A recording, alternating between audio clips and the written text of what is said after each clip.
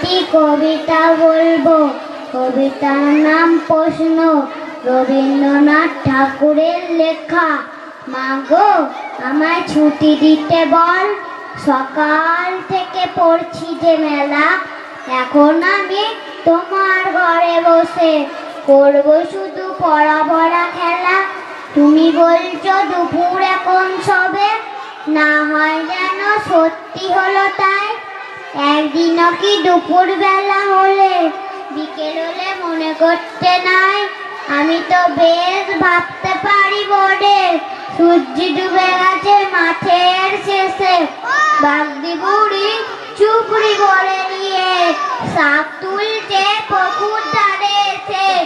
আধার হলো মাদার গাছের তলা, কালি হয়ে এলো দিঘির জল। হাটের থেকে সবাই এলো ফিরে, মাঠের থেকে এলো চাষির দল। মনে কর না উঠলো সাদের তারা, মনে কর না সন্ধে হলো যেন। রাতের বেলা দুপুর যদি হয়, দুপুর বেলা রাত হবে না কেন? নমস্কার।